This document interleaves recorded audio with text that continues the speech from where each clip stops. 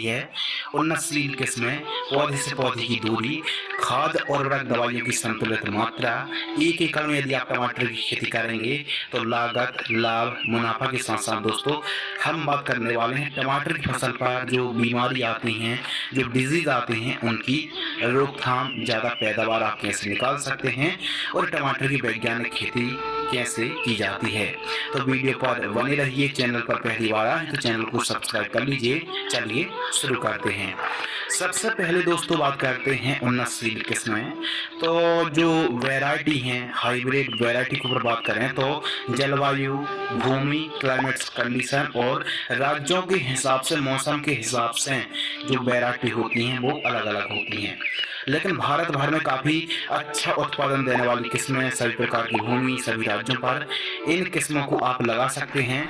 Number 1 सेमिस company की Abhilash variety आती है, सिजेंटा कंपनी की साहो वैरायटी आती है और साथ ही यूएस एग्री सीड्स की SW1504 अर्का रक्षक और यूएस एग्री सीड्स की 1508 और हिम सोना जैसी वैरायटी को दोस्तों आप लगा सकते हैं।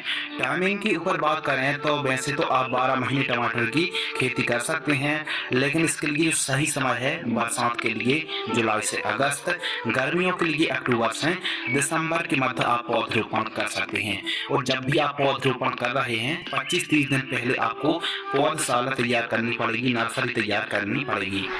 भूमि और खेत की तैयारी की ऊपर बात करें तो टमाटर की खेती वैसे तो सभी प्रकार की भूमि पर आप खेती कर सकते हैं, लेकिन काली भूमि, काली दोमट और चिकनी दोमट भूमि काफी ज्यादा टमाटर की फसल के लिए उपयुक्त मानी जाती है।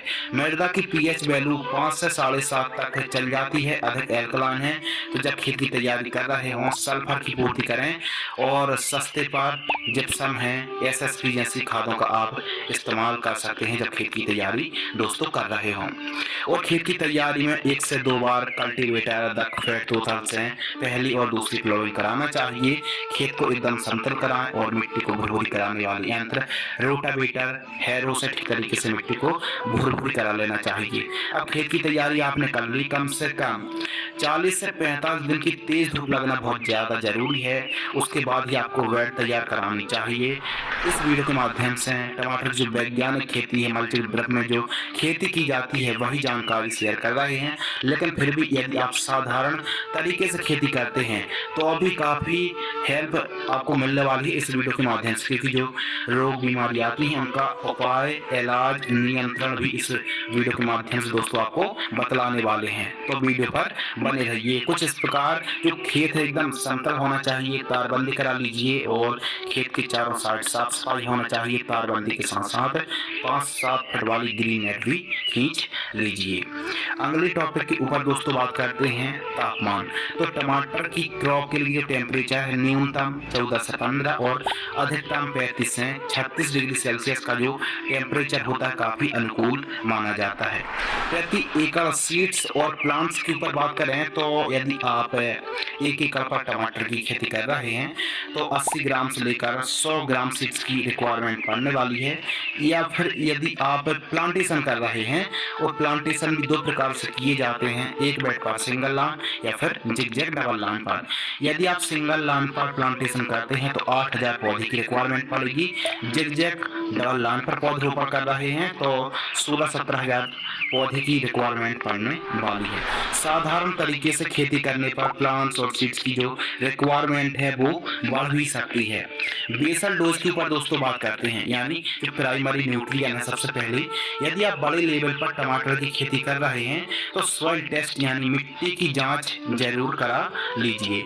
इससे पता चल जाएगा कि हमारी मिट्टी पर कौन कौन से पोषक तत्वों की कमी है या फिर डिफिशियंसी है।